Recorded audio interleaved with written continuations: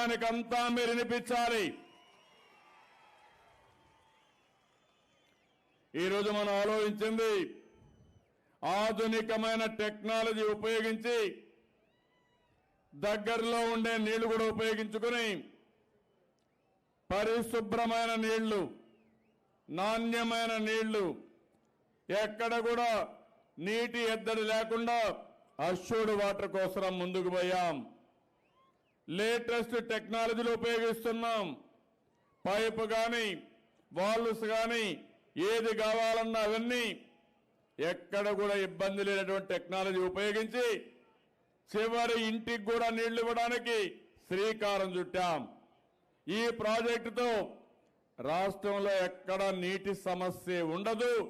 అలాంటి చరిత్రకు శ్రీకారం చుట్టిన రోజు ఈ రోజు. అది కూడా ఈ కోసగి గ్రామం చరిత్రలో చిరస్థాయిగా మిగిలిపోతుందని మరొకసారి మీ అందరికీ తెలియజేస్తున్నా. ఇంకో కార్యక్రమం, ఇది కూడా అతి ముఖ్యమైన కార్యక్రమం.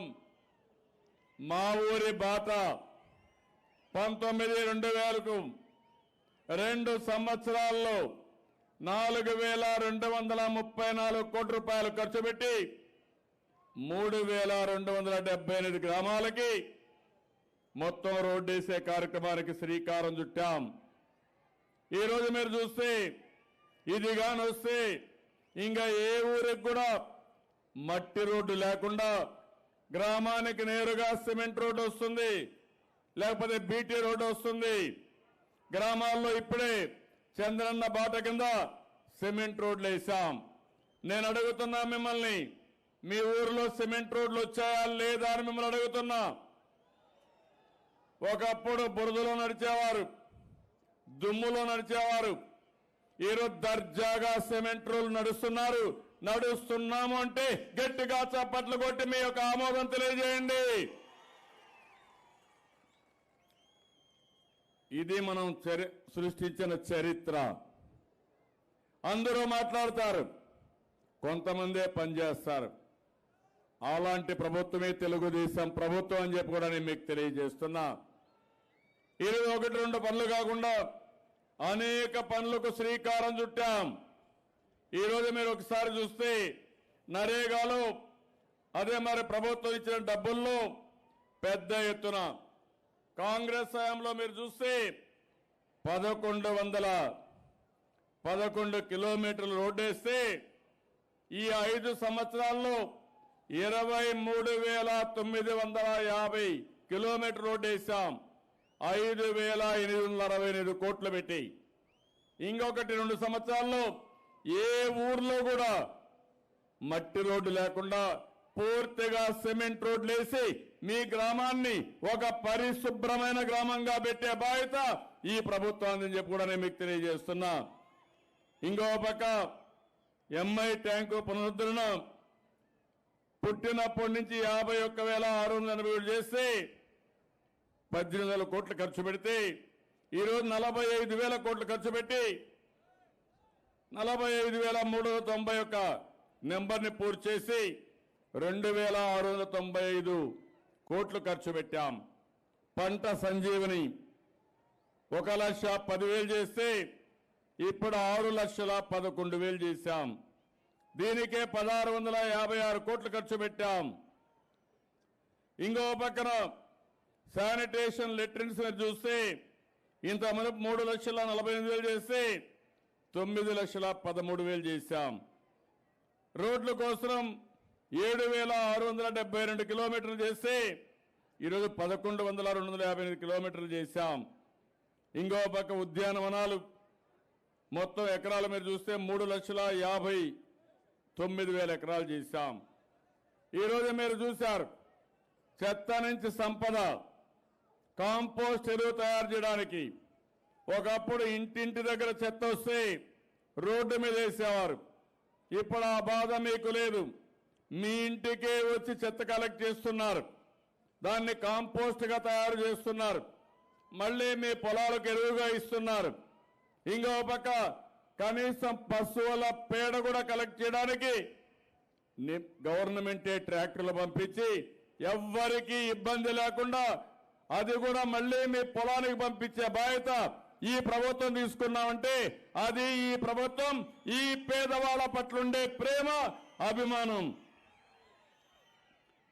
అంగన్వాడీ కేంద్రాల్లో 5,500 కట్టాం, శ్మశానాలు 2,300 కట్టాం, కాంపౌండ్ వాల్స్ అయితే 121 కిలోమీటర్లు ఇప్పటికే పూర్తి చేశాం. ఈరోజు ఒక విషయం మీరు గుర్తుపెట్టుకోవాలి, అన్ని గ్రామాల్లో కనీస పౌర సదుపాయాలన్నీ పూర్తి చేశాం. ఊర్లలో సిమెంట్ రోడ్లు వేసాం, మరుగుదొడ్లు కట్టాం, వంట గ్యాస్ ఇచ్చాం, వీధి దీపాలు ఎల్ఈడి బల్బులు వేసాం.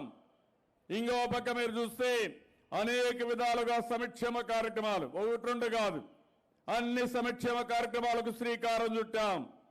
పేదవాళ్ళకి ఒక పక్కన రూపాయి కేజీ బియ్యం, పండగల పూట ఏవైతే కానుకలు ఇవ్వడం, ఇంకో పక్క నేను ఒక మాట చెప్పాను, ఎవరైతే మీ పిల్లలు చూసుకోకుండా పోయారో, మీకు కష్టాలున్నాయో, మీ ఇంటికి పెద్ద దిక్కుగా ఉంటా, పెద్ద కొడుకుగా ఉంటానని చెప్పి ఈరోజు ప్రతి ఒక్కరికి 1000 రూపాయల పెన్షన్ మీ ఇంటికే పంపిస్తున్నాం.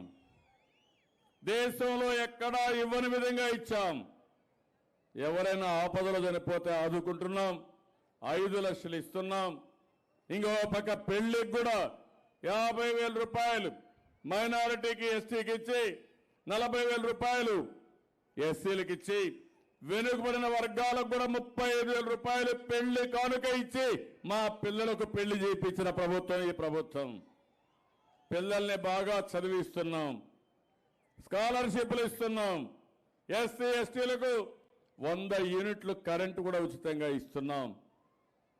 ఒకప్పుడు విభజన జరిగినప్పుడు అనేక సమస్యలు వచ్చాయి. నేను ఒకటే ఆలోచించాను, ఈ పేదవాళ్ళు ఎవ్వరూ కష్టపడకుండా మీకు ఇవన్నీ చేయాలని నేను ముందుకు పోయాను. కేంద్ర ప్రభుత్వం సహకరించలేదు. నరేగాలో మనకు డబ్బులు ఇవ్వాలి.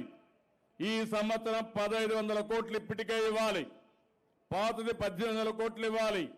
రెండు కలిపితే 3,311 కోట్ల రూపాయలు మనకి ఇవ్వాల్సిన డబ్బులు ఇవ్వకుండా కాలయాపన చేసిన ఈ పేదవాళ్ళ కోసం పనిచేస్తున్నాం. ఈ సంవత్సరం అయితే మళ్ళీ మీరు ఒకసారి చూస్తే మామూలుగా మనం కూలి అవుతానే కూలి పని ఇవ్వాలి, అది కూడా ఇవ్వడం లేదు. మనం ఇస్తామంటే మీరిస్తే మేము డబ్బులు తిరిగి ఇవ్వమని లేనిపోని చిక్కులు పెట్టే పరిస్థితికి వచ్చారు. కేంద్ర ప్రభుత్వం పేదవాళ్ల పట్ల ఒక పద్ధతి లేని విధంగా పనిచేస్తున్నారు. అదే రాష్ట్ర ప్రభుత్వాన్ని మీరు చూస్తే ఒక పద్ధతి ప్రకారం పనిచేస్తున్నాం. నేను ఒకటే చెప్తున్నాను, నా జీవితంలో చివరి ఊపిరున్నంత వరకు ఈ పేదవాళ్ళ కోసమే పనిచేస్తా, మీకోసమే పనిచేస్తానని మరొక్కసారి మీకు తెలియజేస్తున్నా. 4 సంవత్సరాల్లో మీరు చూస్తే ఇంకొకే పని మిగిలిపోతుంది గ్రామాల్లో, అది కూడా డ్రైనేజ్ వ్యవస్థ. ఇవన్నీ అయిన తర్వాత 2 సంవత్సరాల్లో ప్రతి ఒక్క గ్రామానికి అండర్ గ్రౌండ్ డ్రైనేజ్ చేయగలిగితే ఒక పరిశుభ్రమైన గ్రామాలు. ఇంకో పక్క ఎక్కడ కూడా అపరిశుభ్రత లేకుండా అన్ని పనులు పూర్తి చేస్తాం. అందుకని ఇంకో పక్క మీ ఆదాయాన్ని పెంచడానికి కూడా ఆలోచిస్తున్నారు. అనేక కార్యక్రమాలకు శ్రీకారం చుట్టాం, ఇప్పటికే కొన్ని ఫలితాలు వచ్చాయి. ఈరోజు మనందరం కూడా, నేను జన్మభూమిలో వచ్చాను, 2 కార్యక్రమాలకు శ్రీకారం చుట్టాను.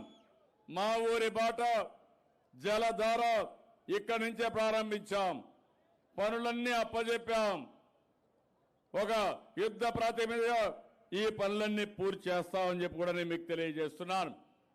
ఇంకో పక్కకి వచ్చినప్పుడు ఈసారి జన్మభూమిలో ఈ రోజు మనం మాట్లాడే విషయాలు మీరు చూస్తే కరెంటు విషయం మాట్లాడుకుంటున్నాం. ఏవైతే మౌలిక సదుపాయాలు, రోడ్లు కానీ, ఎయిర్పోర్ట్లు కానీ, కరెంటు కానీ, పోర్ట్లు కానీ, ఇవన్నీ ఆర్థిక వ్యవస్థకు ఉపయోగపడతాయి. మీరు ఒక్కసారి గతానికి వెళ్ళాలి. మనం ఆ రోజు 2014లో నేను ముఖ్యమంత్రి అయినప్పుడు 22 మిలియన్ యూనిట్లు కరెంటు కొరత. తాగడానికి నీళ్లు కావాలంటే కరెంటు ఉండేది కాదు. పంప్ సెట్ వేసుకోవాలంటే వ్యవసాయ పనులు చేయాలంటే కరెంట్ ఉండేది కాదు. రాత్రుల్లో పడిగాపులు కాశారు. టీవీ చూడాలంటే కరెంట్ ఉండేది కాదు. 2 నెలల్లో ఈ ప్రభుత్వం యొక్క సమర్థత వల్ల మీకెవ్వరికి కరెంటు కొరత లేకుండా చేసిన ఏకైక ప్రభుత్వం ఈ ప్రభుత్వం అని చెప్పి కూడా మీకు తెలియజేస్తున్నా. ఇంకో పక్కన ఈరోజు నేను సోలార్ కరెంటు కూడా ఇనాగ్రేట్ చేశాను. 3వ పెద్ద పార్కు ఓర్వకల్లో వచ్చింది. 1000 మెగావాట్లు 7,000 కోట్లు ఖర్చు పెట్టారు. 3వ పెద్ద ప్రాజెక్టు ప్రపంచంలోని. దీనివల్ల కరెంటు ఛార్జీలు కూడా తగ్గించి ఎక్కడికక్కడ మిమ్మల్ని ఆదుకుంటున్నాం. భవిష్యత్తులో నేను ఒక మాట చెప్పాను, కరెంటు ఛార్జీలు పెంచమని చెప్పిన ఏకైక ప్రభుత్వం మన ప్రభుత్వం అని చెప్పి కూడా నేను మీకు తెలియజేస్తున్నా. ఇంకో పక్క వ్యవసాయానికి కూడా 9 గంటలు కరెంట్ ఇస్తామని మొన్నే చెప్పాను. తొందరలోనే వ్యవసాయానికి 9 గంటల కరెంట్ ఇస్తాం. కరెంటు ఛార్జీలు పెంచాం. పేదవాళ్ళని ఆదుకుంటాం. ఇంకో పక్క మీరు చూస్తే ఇప్పటికీ డిపార్ట్మెంట్ 138 అవార్డులు మనకు వచ్చాయి. అన్నిట్లో మనమే ఉన్నాం.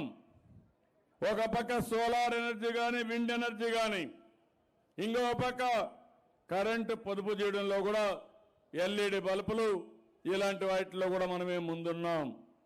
ఇంకో పక్కన ఎక్కడికక్కడ కరెంటు లాస్ కానివ్వకుండా ట్రాన్స్మిషన్ లాస్ కానీ అవి కూడా బాగా తగ్గించాం. దీనివల్ల ఈ వ్యవస్థ బాగుపడే పరిస్థితి వచ్చింది. ఇప్పుడు కొత్తగా సోలార్ కరెంట్ అంతా పగటిపూట వస్తుంది. రాత్రిపూట మనకు కరెంట్ ఉండదు. దీనికోసమే ఈరోజు మీరు చూస్తే తొలిసారిగా హైబ్రిడ్ విద్యుత్తు సేవింగ్ కూడా ముందుకు పోతున్నాం. అంటే డే టైం మనం కరెంట్ ఉత్పత్తి చేసిన తర్వాత కొంత బ్యాటరీలో పెట్టి తద్వారా ఆ ప్రాంతంలో ఇవ్వగలిగితే ఇంకా కరెంట్ రేటు తగ్గుతాయి. ఇది ఒక మోడల్ కింద వెళ్తున్నామని చెప్పి కూడా నేను మీకు తెలియజేస్తున్నా. వ్యవసాయానికి కూడా కరెంటు చూస్తే భవిష్యత్తులో సోలార్ కరెంట్ ఇస్తాం. మీకే ప్యానల్స్ ఇస్తాం. ఎనర్జీ సేవింగ్ పంప్ సెట్లు ఇస్తాం. దీనికి మిగిలిన కరెంటు మీరు వాడుకొని ఆ కరెంటు గ్రిడ్కి ఇస్తే దాని ద్వారా మళ్ళా ₹50 మీకు ఇస్తాం. దీనివల్ల ఒక 5-6 వేల రూపాయలు మీకు అదనపు ఆదాయం వస్తుంది. ఎప్పుడన్నా వర్షం పడకపోతే, కరెంటు లేకపోతే, వర్షం పడినప్పుడు కరెంటు కావాలంటే నేరుగా మళ్ళా కరెంటు కూడా ఇస్తామని చెప్పి కూడా నేను మీకు తెలియజేస్తున్నా. అనేక విధాలుగా వ్యవస్థలో మనం ముందుకు పోయాం. ఇంకో పక్క మీరు చూస్తే చరిత్రలో మొట్టమొదటిసారిగా కర్నూలులో కూడా ఒక ఎయిర్పోర్టు ఈ రోజే నేను ఇనాగరేట్ చేశాను. అక్కడే దిగి ఇక్కడికి వచ్చాను. భవిష్యత్తులో మీరు ఎక్కడికన్నా పోవాలంటే నేరుగా కర్నూలుకు పోతే విమానం ఎక్కి అమరావతికి రావచ్చు అని చెప్పి కూడా నేను మీకు తెలియజేస్తున్నా. ఎవరు ఊహించలేదు. అలాంటి కార్యక్రమానికి శ్రీకారం చుట్టాం. ఇంకో పక్క మన రాష్ట్రంలో 1000 కిలోమీటర్ల తీర ప్రాంతం ఉంది. మనం తయారు చేసిన వస్తువుల్ని విదేశాలకు పంపించే విధంగా పోర్ట్లు డెవలప్ చేస్తున్నాం. ఇంకో పక్క ఇప్పటికే మీ అందరికీ వంట గ్యాస్ ఇచ్చాను. భవిష్యత్తులో ఏదైతే పైపులో గ్యాస్ తీసుకొచ్చిస్తే ఇంకా 30-50% కరెంటు మీ పేమెంట్ తగ్గే అవకాశం ఉంది. అంటే మామూలుగా ఎల్పిజి కంటే పైప్డ్ గ్యాస్ అయితే ఇంకా రేట్లు తగ్గుతాయి. దాన్ని కూడా తీసుకొస్తున్నాం. రోడ్లు నేను చెప్పాను, విలేజ్లో సిమెంట్ రోడ్లు వస్తాయి. విలేజ్ నుంచి పంచాయతీ రోడ్డు సిమెంట్ రోడ్డు కానీ బీటీ రోడ్డు వస్తుంది. అక్కడి నుంచి R&B రోడ్లన్నీ కూడా సింగిల్ లేన్ కానీ, డబుల్ లేన్ కానీ, 4 లేన్ కానీ ఎక్కడికి పోవాలన్నా సులభతరంగా పోయేటికి తీసుకొస్తాం. తొందరలోనే అన్ని వాహనాలు, స్కూటర్లు కానీ, సైకిళ్లు కానీ, కార్లు కానీ, ట్రాక్టర్లు కానీ అన్ని కూడా ఎలక్ట్రికల్ వెహికల్ తీసుకొస్తాం. దీనివల్ల మీకు ఎక్కడ పొల్యూషన్ ఉండదు, కాలుష్యం ఉండదు, బ్రహ్మాండంగా ముందుకు పోయే పరిస్థితి వస్తుంది. ధర కూడా తగ్గుతుందని చెప్పి కూడా నేను మీకు తెలియజేస్తున్నాను. ఇంకో పక్క మీ ఇండ్లకు మీరు చూశారు, ఫైబర్ గ్రిడ్ ద్వారా 15 Mbps ఇచ్చాం. 300 ఛానళ్లు, 3 టెలిఫోన్లు, మీరు ఎంత టైం కావాలంటే వాడుకోవచ్చు. దీనికి 149 రూపాయలే ఛార్జ్ చేస్తున్నాం. తొందరలోనే ఈ పేదవాళ్ళందరికీ ఇంటింటికి ఒక స్మార్ట్ ఫోన్ ఇప్పిస్తున్నానని మరొకసారి మీ అందరికీ హామీ ఇస్తున్నా. ఈ స్మార్ట్ ఫోన్ వల్ల దర్జాగా ఇంట్లో కూర్చొని పనులు చేసుకోవచ్చు. నాతో మాట్లాడాలన్నా మాట్లాడుకోవచ్చు, ఏ పని కావాలన్నా చెప్పుకోవచ్చు, నేను అడిగిన దానికంత సమాధానం చెప్పచ్చు. ఏ అధికారికి పనున్నా ఒక యాప్ కొడితే పని అయ్యి మళ్ళా మీకు సమాధానం చెప్పే పరిస్థితి తీసుకొస్తామని చెప్పి కూడా నేను మీకు తెలియజేస్తున్నాను. ఇంకో పక్కన రహదారులు నేను ముందే చెప్పాను, కర్నూలుకి అమరావతి నుంచి ఒక ఎక్స్ప్రెస్ వే వస్తుంది. అది కాని వస్తే పెద్ద ఎత్తున మనకు ఉపయోగపడే పరిస్థితి వస్తుంది. 4-5 గంటల్లోనే మీరు అమరావతికి వచ్చే అవకాశం ఉంది. ఇంకో పక్కన ఆర్థిక నగరాలు కూడా ఏర్పాటు చేస్తున్నాం. అంటే మీరు ఎక్కడన్నా ఉంటే అక్కడి నుంచి దగ్గరలోనే పని చేసుకుని అక్కడనే సెటిల్ కావడానికి చేస్తున్నాం. ఇంకో పక్క ఎంఎస్ఎంఈ పార్కులు, నియోజకవర్గానికి ఒక పారిశ్రామిక కేంద్రాన్ని పెడుతున్నాం. మీరు అక్కడనే ఉత్పత్తి చేసుకోవడం, ఇంట్లో ఉత్పత్తి చేసినా అక్కడ వచ్చి మార్కెటింగ్ చేసుకునే వ్యవస్థకు శ్రీకారం చుడుతున్నాం. మన రాజధాని ఉంది అమరావతి, ప్రపంచంలోని ఒక అగ్ర రాజధానిగా తయారు చేయాలని తెలుగువాడు గర్వపడే విధంగా, ప్రపంచం మొత్తం మాట్లాడుకునే విధంగా మన అమరావతి వస్తుంది. ఒక్కసారి మీరు అందరూ కూడా చూడాల్సిన అవసరం ఉంది. నిన్ననే మీరు చూశారు పోలవరం ప్రాజెక్టు. ఒకే రోజు పోలవరంలో మీరు చూస్తే 32,000 క్యూబిక్ మీటర్లు కాంక్రీట్ వేయించాం. ఇంతవరకు చరిత్రలో ప్రపంచంలో ఎక్కడా జరగలేదు. పోలవరం మన జీవనాడి. మీకు ఇక్కడ పులి కనుమలో నీళ్లు వస్తున్నాయంటే అక్కడ గోదావరి నుంచి కృష్ణాకు నీళ్లు వచ్చాయి కాబట్టి ఆ నీళ్లు అక్కడ వాడుకుని ఇక్కడ తుంగభద్రలో కానీ శ్రీశైలంలో కానీ నీళ్లు ఈ ప్రాంతానికి వాడే పరిస్థితికి వచ్చాం. దీనివల్ల మనకు చాలా సమస్యలు పరిష్కారం చేసే పరిస్థితి వచ్చింది. నరేగా పనుల్లో మీరు చూస్తే 13,1416 రూపాయలు ఉంటే కనీస వేతనం 2,206 రూపాయలకు పెంచాం. ఇంకో పక్క కాన్పుల కోసం ప్రభుత్వ ఆసుపత్రుల్లో ప్రైవేట్ ఆసుపత్రులు కూడా అవకాశాలు ఇచ్చాం. ఈరోజు దీనివల్ల చాలా వరకు మీకు ఉపయోగపడే పరిస్థితి వస్తుంది. సురక్షితమైన కాన్పులు వస్తాయి. దీనికి కూడా శ్రీకారం చుట్టాం. ఇంకో పక్క మీరు చూస్తే ప్రతి ఒక్క పేదవాడికి ఇల్లు ఇవ్వాలని, ఇంటి కల నెరవేర్చాలని నేను ముందుకు పోతున్నా. 1,50,000 ఇచ్చాం. ఈ రోజు నేను మీకు అందరికీ హామీ ఇస్తున్నాను, ఇల్లు లేని ప్రతి ఒక్క వ్యక్తికి తప్పకుండా ఇల్లు ఇచ్చే బాధ్యత ఈ ప్రభుత్వాన్ని. ఈ జన్మభూమిని ఇమ్మన్నాను. ఇంకొక పక్క అర్హులుంటే అర్హులందరికీ పింఛను కూడా ఇమ్మని చెప్పి ఆదేశాలు ఇచ్చాను. రేషన్ కార్డులన్నీ కూడా అర్హులందరికీ ఇమ్మన్నాం. నా ఆలోచన ఒకటే, పేదవాడు ఏ ఆఫీసుకు పోయే పని లేకుండా నేరుగా ఈ జన్మభూమి కానీ మీరు ఒక్కసారి మెసేజ్ ఇస్తే తక్షణమే ఆ సమస్య పరిష్కారం చేసే విధంగా టెక్నాలజీకి శ్రీకారం చుట్టాం. ఈరోజు ఇక్కడ చూసినప్పుడు మన ఇంత మునిపే నేను చెప్పాను, సాగునీటికి ఎక్కువ ప్రాధాన్యత ఇచ్చాం. ఇవన్నీ కూడా పెద్ద ఎత్తున మనం ముందుకు పోయాం. ఇంకో పక్కన మీరు ఒకసారి చూస్తే మనిషి పుట్టినప్పటి నుంచి గర్భంలో గర్భం దాల్చినప్పటి నుంచి చనిపోయే వరకు కార్యక్రమాలు చేపడుతున్నాను.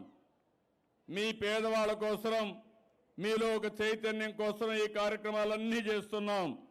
ఇంకో పక్క నేను ప్రతిరోజు మీకు ఫోన్లు చేస్తున్నాను. ఏం తమ్ముళ్ళు నా ఫోన్లు వస్తున్నాయా అని మిమ్మల్ని అడుగుతున్నా. ఏమమ్మా నా ఫోన్లు వస్తున్నాయని మిమ్మల్ని అడుగుతున్నా. వస్తున్నాయంటే చేతులు పైకెత్తండి. ఒక జవాబుదారీ పరిపాలనలో తీసుకొస్తున్నాం. ఈరోజు మీరు ఈ ప్రభుత్వం పట్ల సంతృప్తిగా ఉన్నారా? ఆదరణ వచ్చిందా, పింఛన్ వచ్చిందా, బీమా వచ్చిందా, రేషన్ సక్రమంగా అందుతుందని అన్ని ప్రోగ్రాములకి మీ యొక్క సమాచారం తీసుకుంటున్నాను. అదే సమయంలో అధికారులందరినీ అప్రమత్తం చేస్తున్నాను. జన్మభూమిలో చదవమంటున్నాను, గ్రామ కమిటీల్లో చదవమంటున్నాం. నేను ఒకటే మీకు హామీ ఇస్తున్నా, ఒకప్పటికి ఇప్పటికీ ఉద్యోగుల్లో చాలా మార్పు వచ్చింది.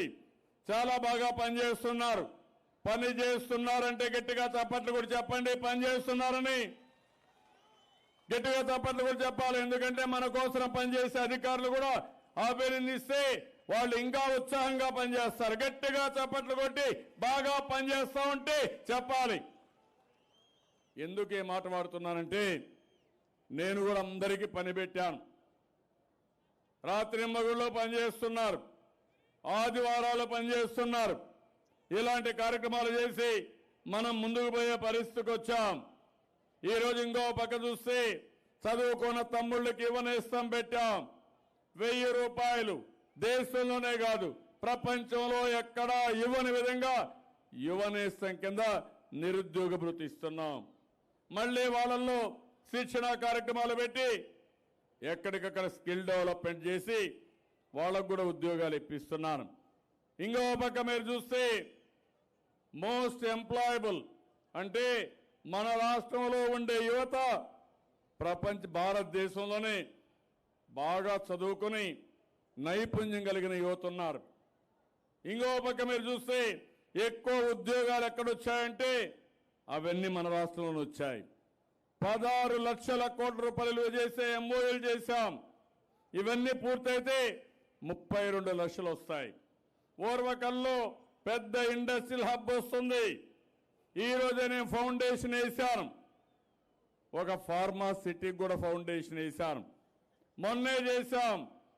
ఒక ఫుడ్ పార్క్ కోసం, అదే మరి సీడ్ పార్క్ కోసం కూడా ఫౌండేషన్ వేశాం. ఇంతవరకు చరిత్రలో ఎప్పుడు రాని పరిశ్రమలు ఈ కర్నూలు జిల్లాకు వస్తున్నాయి. ఈ డివిజన్ కూడా తీసుకొస్తాం. ఎమ్మిగనూరులో కూడా ఒక టెక్స్టైల్ పార్క్ కోసం ఈడీబీ అన్ని విధాల ప్రయత్నం చేశారు. తొందరలోనే దానికి కూడా ఫౌండేషన్ వేస్తామని మీ అందరికీ హామీ ఇస్తున్నాను. ఇంకో పక్కన ఈ సంవత్సరం పులి కనుమ ఎత్తిపోతల పథకం, దీనివల్ల 26,400 ఎకరాలకు నీళ్లు వస్తుంది. 230 కోట్ల రూపాయలు ఖర్చు పెట్టాం. ఎల్ఎల్సి ద్వారా 48,000 ఎకరాలకు నీళ్లు ఇస్తున్నాం. లిఫ్ట్ ఇరిగేషన్ పథకాల ద్వారా 95,000 ఎకరాలకు నీరిచ్చి స్థిరీకరించాం. పులకుర్తి లిఫ్ట్ ఇరిగేషన్ ద్వారా 10,000 ఎకరాలకు నీళ్లు ఇస్తున్నాం. ఈ రోజు మీ అందరికీ హామీ ఇస్తున్నాను, తొందరలోనే మళ్ళీ రాజోలి బండకు కూడా ఫౌండేషన్ వేసి ఈ ప్రాంతాన్ని పూర్తిగా ఆదుకునే బాధ్యత ఈ ప్రభుత్వం తీసుకుంటాం. దీనికి కూడా రాజోలి బండకైతే కొంత ఖర్చు కూడా బాగానే అవుతుంది. ఈరోజు మనం చూసినప్పుడు ఇక్కడికి వచ్చినప్పుడు ఈ రాజోలి బండ డైవర్షన్కి 1,522 కోట్లు అవుతుంది. దీనివల్ల మంత్రాలయం, ఎమ్మిగనూరు, కొద్దిగా ఆదోని కూడా ఉపయోగపడుతుంది. దీన్ని తప్పకుండా చేస్తామని ఈ సభలో మీ అందరికీ హామీ ఇస్తున్నా. ఇంకో పక్క మీరు చూస్తే వేదవతి, ఈ పనులు కూడా అయితే 1,900 కోట్లు అవుతుంది. ఆలూరు నియోజకవర్గం చిరకాల వాంఛ వేదావతి కూడా పూర్తి చేసే బాధ్యత ఈ నెలలోనే మళ్ళీ ఫౌండేషన్ వేస్తామని మీ అందరికీ హామీ ఇస్తున్నాను. ఇక్కడ మీరందరూ చూస్తే ఎక్కువ వాల్మీకులు ఉన్నారు, అనేక సమస్యలు ఉన్నాయి. ఎప్పుడు కూడా తెలుగుదేశం పార్టీకే మీరున్నారు. పక్క రాష్ట్రంలో మీరందరూ కూడా ట్రైబల్గా ఉండి ఇక్కడ మాత్రం మీరు ఇక్కడ బీసీసీలో ఉండే పరిస్థితి ఉంది. అందుకే నేను ప్రొఫెసర్ సత్యపాల్ కమిటీ వేశాను. ఆ రిపోర్ట్ అధ్యయనం చేశాం. అధ్యయనం చేసిన తర్వాత కేంద్రానికి పంపించాం. వాల్మీకుల్ని ఎస్టీలో చేర్చమని చాలా స్పష్టంగా కేంద్రానికి పంపించాం. దీనిపైన అసెంబ్లీలో బిల్లు చేశాం. నేనే మాట్లాడాను, నేనే మూవ్ చేశాను. అయినా కూడా ఇంకా కేంద్ర ప్రభుత్వం దీనిపైన చర్యలు తీసుకోలేదు.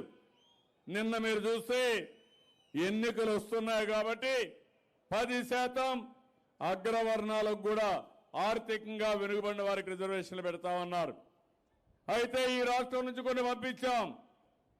వాల్మీకి మీ అందరికీ గిరిజనులుగా చేర్చమని పంపించాం. కాపులకి రిజర్వేషన్లు ఇమ్మని పంపించాం. రజకుల్ని ఎస్సీల్లో చేర్చాలని పంపించాం. ఇవి కూడా చేయాల్సిన అవసరం ఉంది. ఓసీలకు ఇచ్చినప్పుడు వీళ్ళకు కూడా ఇవ్వాలి. దాన్ని సమర్థిస్తూనే మీ పట్ల అభిమానాన్ని వ్యక్తం చేస్తూ గట్టిగా డిమాండ్ చేస్తున్నాను.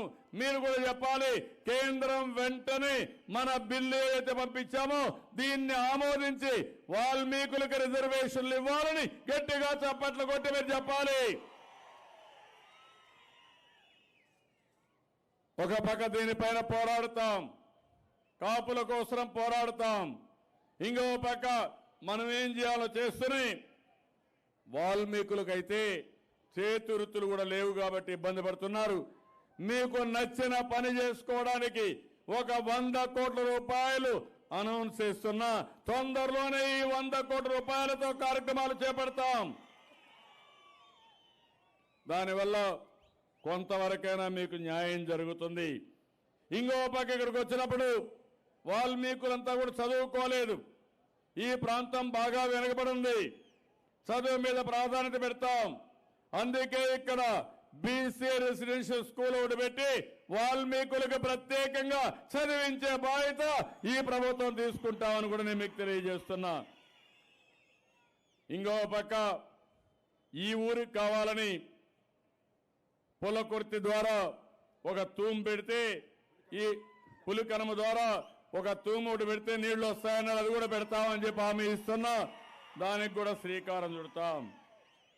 ఇంకో పక్క పత్తికొండ డోన్కి ఇప్పటికే అందరిని నివారించి 68 చెరువులకు నీళ్లు ఇవ్వడానికి ఒక ప్రత్యేకమైన ప్రాజెక్ట్ తీసుకున్నాం. అది కూడా జూన్ కంతా పూర్తి అవుతుంది. మంత్రాలయంలో ఇక్కడే మంత్రాలయం 2 లిఫ్ట్ కానీ, ఇంకో పక్క వల్లూరు లిఫ్ట్ కానీ, గోకుల దొడ్డి లిఫ్ట్ ఇరిగేషన్ కానీ, చెట్నిహల్లి లిఫ్ట్ ఇరిగేషన్ కానీ, ఐరంగల్లు లిఫ్ట్ కానీ ఈ 5 అడిగారు. ఈ 5 కూడా శాంక్షన్ చేసి పని ప్రారంభిస్తారని చెప్పి కూడా నేను మీకు తెలియజేస్తున్నా. ఈరోజు నేను ఒకటే మిమ్మల్ని అడుగుతున్నా. ఈరోజు ఇక్కడ ఒకసారి చూస్తే మనం అభివృద్ధి పైన శ్రద్ధ పెట్టాం, సంక్షేమాల పైన శ్రద్ధ పెట్టాం, మీ అందరికీ న్యాయం చేయడానికి నేను శ్రద్ధ పెట్టాను. కానీ ఇక్కడే వైఎస్ఆర్ కాంగ్రెస్ పార్టీ మాత్రం మన మధ్య చిచ్చు పెట్టడానికి, ఈ రాష్ట్రాన్ని తాకట్టు పెట్టడానికి ప్రయత్నం చేసే పరిస్థితి వస్తున్నారు. నిన్నే మీరు చూశారు తమ్ముళ్ళు 2 సంఘటనలు.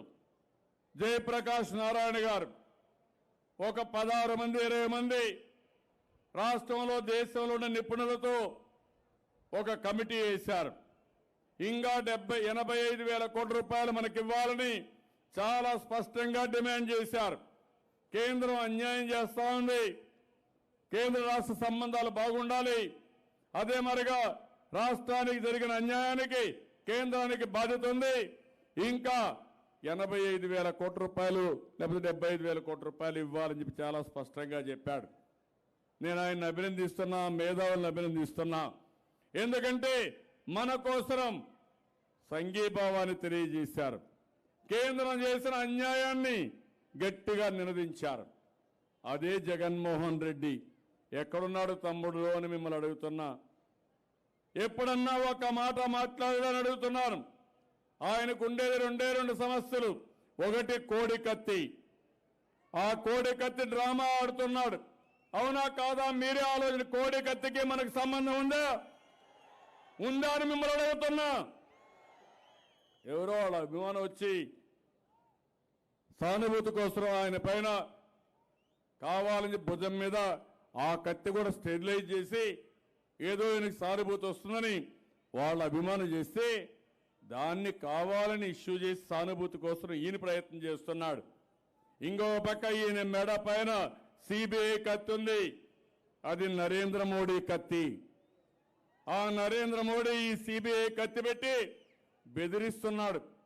నువ్వు నేను చెప్పినట్టు ఆడితే నీకు సిబిఐ ఏమి చేయదు, లేకపోతే నువ్వు జైలుకు పోతావంటే భయపడిపోయి మన మీద విమర్శలు చేస్తున్నాడు.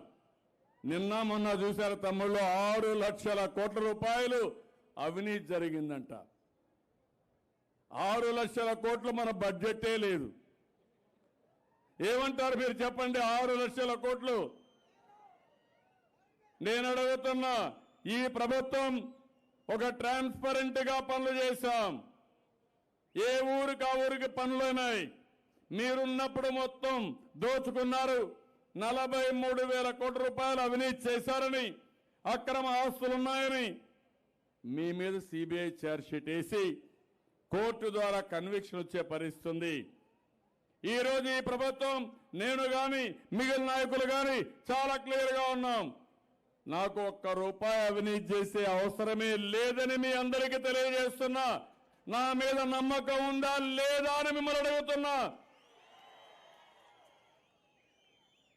నేను ఎప్పుడో 28 సంవత్సరాల కంటే ముందు మా కుటుంబానికి ఒక చిన్న వ్యాపారం చేపించాను, వాళ్ళ జీవనోపాధి కోసం. తర్వాత ఎప్పుడు కూడా ఒక్క చిన్న తప్పు చేయకుండా పార్టీని నడిపిన వ్యక్తిని నేను. నాకు ఎలాంటి వ్యసనాలు లేవు. ఆ విషయం మీరు గుర్తుపెట్టుకోవాల్సిన అవసరం ఉంది. నేను పనిచేసేది మీకోసం పనిచేస్తున్నా. అవినీతిని టెక్నాలజీ ద్వారా నియంత్రణ చేశాను, తగ్గించాను. 3వ అవినీతి తక్కువ ఉండే రాష్ట్రాల్లో మనం ఉన్నాం. రాబోయే రోజుల్లో అవినీతి రహిత సమాజం నా ఆలోచన. ఇతను ఒక అవినీతి పరుడు కాబట్టి ఈయన అవినీతి వల్ల ఐఏఎస్ ఆఫీసర్లు జైలుకు పోయారు, పారిశ్రామికవేత్తలు జైలుకు పోయారు, ఈయన చుట్టుపక్కల జైలుకు పోయారు. ఈయన అవినీతిలో కూరకుపోయి నా మీద పడుతూ, అంటే ఈయన కూడా బురద జల్లితే ఆయనకుండే బురద మనకు అంటుకుంటుందని పూర్తిగా బురదలో కూరుకుపోయిన మీరు నా మీద బురద చల్లలేరు. అది నా జీవితంలో చేయరు. ఆ విషయం మీరు గుర్తుపెట్టుకోవాల్సిందిగా ఈ కోసకి సభ ద్వారా జగన్మోహన్ రెడ్డిని హెచ్చరిస్తున్నారని చెప్పి కూడా మీకు తెలియజేస్తున్నా. నేను ఆలోచించేది ప్రజాహితం, ప్రజా సంక్షేమం. నిరంతరం మిమ్మల్ని పైకి తేవాలని, మిమ్మల్ని ఎంపవర్ చేయాలని, మీ కష్టాలు తీర్చాలని నేను ఆలోచిస్తున్నా. ఈరోజు మోడీ గారు అవినీతి చేస్తే మాట్లాడు, ఒక్క సాక్ష్యం చెప్పలేకపోయారు. ఏ ప్రాజెక్టు వచ్చినా అడ్డుపడతారు. అమరావతిలో రైతులే భూమి ఇచ్చి ఇక్కడెక్కడా అవినీతి జరగలేదంటే దాంట్లో అవినీతి జరిగిందంటాడు. పోలవరం ప్రాజెక్టు పాత రేట్లకే చేపిస్తే అందులో అవినీతి జరిగిందంటాడు. అంటే అవినీతి చక్రవర్తులకి మొత్తం రాష్ట్రం అంతా అవినీతి కనపడుస్తుంది. నేను ఒకటే మిమ్మల్ని కోరుతున్నాను, అవినీతి పరుల పట్ల కఠినంగా ఉంటాను, వదిలిపెట్టాను.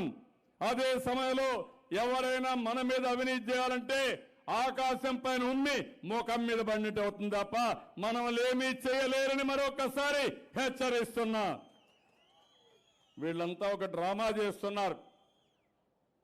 మోడీ గారు, కేసీఆర్, అదే మరిగా జగన్మోహన్ రెడ్డి నాటకాలు ఆడుతున్నారు. తమ్ముళ్ళు, ఈ నాటకాలు చెల్లవని మనం చెప్పాల్సిన అవసరం ఉంది. రాష్ట్రం మీద దాడి చేస్తున్నారు. దాడి చేస్తూ మన రాష్ట్రాన్ని బలహీనం చేసి పేదవాళ్ళకు అన్యాయం చేయాలని వీళ్ళు మాట్లాడే పరిస్థితికి వచ్చారు. ఈరోజు వీళ్ళకి ఏమీ తెలియని వ్యక్తులు, ఎప్పుడు పరిపాలన అనుభవం లేని వ్యక్తులు నరేంద్ర మోడీ గారికి అధికారం ఇస్తే దేశాన్ని భ్రష్టు పట్టించారు. మిగులు రాష్ట్రం తెలంగాణ ఇస్తే అక్కడ కూడా ఏమీ చేయలేకపోయారు. తెలంగాణ కంటే పక్కనుండే కర్ణాటక కంటే మీ గ్రామాలు బాగున్నాయా లేదా అని నేను అడుగుతున్నా. బాగున్నాయంటే గట్టిగా చప్పట్లు కూడా చెప్పండి. సిమెంట్ రోడ్లు కానీ, మరుగుదొడ్లు కానీ, ఇప్పుడిప్పుడు మన కరువు వచ్చిన సమర్థవంతంగా వ్యవసాయాన్ని చేయడం, మళ్ళీ హామీ ఇస్తున్నా భవిష్యత్తులో మీకు అండగా ఉంటా, రైతులకు తోడుగా ఉంటా, పేదవాళ్ళకు అండగా ఉంటా. ఇప్పుడు చేసిన కార్యక్రమాలే కాదు, భవిష్యత్తులో ఇంకా సంపద పెంచి ఆదాయాన్ని పెంచి ప్రభుత్వ ఆదాయాన్ని కూడా పెంచుకుంటూ ఎప్పటికప్పుడు నిరుపేదలకు అండగా ఉంటాను, అట్టడుగు వర్గాలకు తోడుగా ఉంటాను, రైతులకు న్యాయం చేపిస్తాం. ఆ కార్యక్రమంలో జరగాలంటే మీరు కూడా అప్రమత్తంగా ఉండాలి. ఇక్కడ ఎమ్మెల్యే ఉన్నాడు, ఏమన్నా చేశాడా తమ్ముడు? మీకు ఏమన్నా పనులు చేశారా అని అడుగుతున్నా. పనులు చేసేది తెలుగుదేశం పార్టీ అవునా కాదా అని మిమ్మల్ని అడుగుతున్నా. గట్టిగా చప్పట్లు కూడా చెప్పండి అవునైతే. మీరు కూడా ఆశీర్వదించాల్సిన అవసరం ఉంది. ఎందుకు రాజకీయాల్లో పనిచేస్తామంటే కష్టపడి రాత్రింబగళ్ళు మళ్ళీ ఎన్నికలు వచ్చినప్పుడు మీరు ఓట్లేయాలి, మళ్ళీ మీకోసం మేము పనిచేయాలి. అట్లా కాకుండా పనులు జరిగిన తర్వాత మళ్ళీ ఎన్నికల్లో వేరే పార్టీ ఓటేస్తే మన చెట్టు మనం ఎక్కిన చెట్టు మనమే నరుక్కున్నట్టు అవుతుంది. అందుకే అందరిని అడుగుతున్నాను, ఇప్పటి నుంచి మీరందరూ ఆలోచించాలి. జరిగిన లాభం, జరిగిన అభివృద్ధి ఒకసారి ఆలోచించుకుని ఎక్కడికక్కడ మీరు కూడా ప్రభుత్వానికి సహకరిస్తే మళ్ళీ మీకు న్యాయం జరుగుతుంది. ఒకప్పుడు అభివృద్ధి అనేది లేనిది ఇక్కడి నుంచి ఆదాయం లేకపోయినా ఈరోజు అభివృద్ధిలో మనం చాలా వరకు ముందుకు పోయాం. అన్ని పనులు మనం ముందు చేశాం. ఈరోజు మీరు చూస్తే ఈరోజు మనం చూసినప్పుడు కేంద్ర ప్రభుత్వాన్ని చూస్తే 670 అవార్డులు ఇచ్చారు మనకు. అన్నిట్లో అవార్డులు ఇచ్చారు. అన్నిట్లో అవార్డులు ఇచ్చి ఈరోజు అభాండాలు మన మీద వేసే పరిస్థితికి వచ్చారు. ఇది దుర్మార్గమైన కార్యక్రమం. ఇక్కడ మీరందరూ ఉన్నారు. ఈ నాయకులకు నీతి లేదు కానీ మీకు నీతి ఉంది, నాకు ఒక నమ్మకం ఉందని చెప్పి కూడా నేను మీకు తెలియజేస్తున్నా.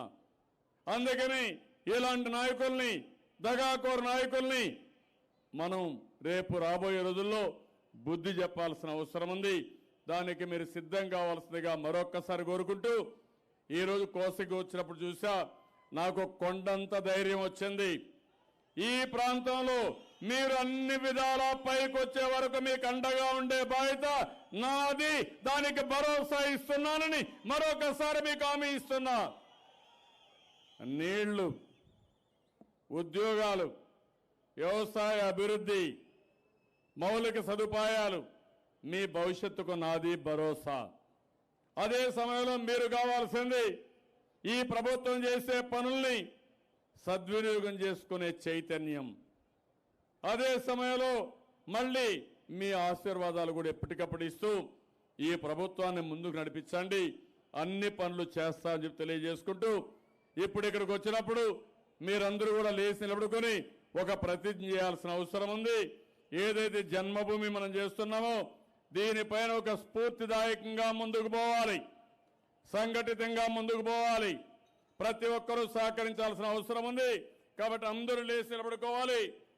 కుడి చేయి ముందర పెట్టుకొని ప్రతిజ్ఞ చేయాలి. అందరూ గట్టిగా చెప్పాలి. ఈ కోసగిలో వాయిస్ అంతా కర్నూలుకి వినపడాలి. జిల్లా మొత్తం రీసౌండ్ రావాలి. మీ శక్తి ఏంటో గట్టిగా చెప్పాలి. తమిళ్లో పొరిటి గడ్డకు, చాలా స్లోగా ఉన్నారు, పొరిటి గడ్డకు సేవ చేసుకునే అవకాశంగా భావించి ఈ జన్మభూమి మా ఊరు కార్యక్రమంలో ఉత్సాహంతో పాల్గొంటాను. అశాస్త్రీయ విభజన కారణంగా ఏర్పడిన నవ్యాంధ్రప్రదేశ్ను స్వర్ణాంధ్రప్రదేశ్గా మలచడమే నా కర్తవ్యంగా స్వీకరించి చిత్తశుద్ధితో పనిచేస్తాను. రాష్ట్ర పునర్విభజన చట్టంలో పేర్కొన్న అంశాలను పార్లమెంట్ సాక్షిగా ఆనాటి ప్రధానమంత్రి ఇచ్చిన హామీలను సాధించుకునేందుకు ప్రభుత్వంతో కలిసి ధర్మ పోరాటం సాగిస్తాను. ఆంధ్రప్రదేశ్కు అన్యాయం చేసిన నమ్మక ద్రోహులకు ప్రజాస్వామ్యయుతంగా గుణపాఠం చెబుతాను.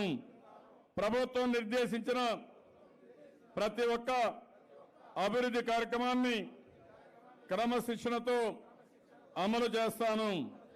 పేదరికం, నిరక్షరాస్యత, అనారోగ్యం, అశుభ్రతను తొలగించుటకు నా వంతు కృషి చేస్తాను. అపారమైన సహజ వనరులను సంపూర్ణంగా సద్వినియోగపరుచుకొని రాష్ట్ర ప్రగతికి పాటుపడతాను. నీటిని పొదుపుగా వాడుతూ భూమి మీద పడే ప్రతి నీటి బొట్టును ఒడిసి పట్టి భూగర్భ జలాల్ని పెంపొందించేందుకు ప్రయత్నం చేస్తాను. పేదల సంక్షేమం, విద్య, ఆరోగ్యం, ప్రకృతి సేద్యం, పారిశుద్ధ్యం మొదలైన కార్యక్రమాల అమలుకు త్రికరణ శుద్ధిగా సహకరిస్తాను. నా ఇంటి పరిసరాలను, నా గ్రామాన్ని, వార్డును మరింత స్వచ్ఛంగా, పరిశుభ్రంగా ఉంచుకుంటాను. ఆధునిక సాంకేతిక పరిజ్ఞానం వినియోగించి పారదర్శకంగా నిరంతరం ప్రజాస్పందనకు అనుగుణంగా సుపరిపాలన సాధికార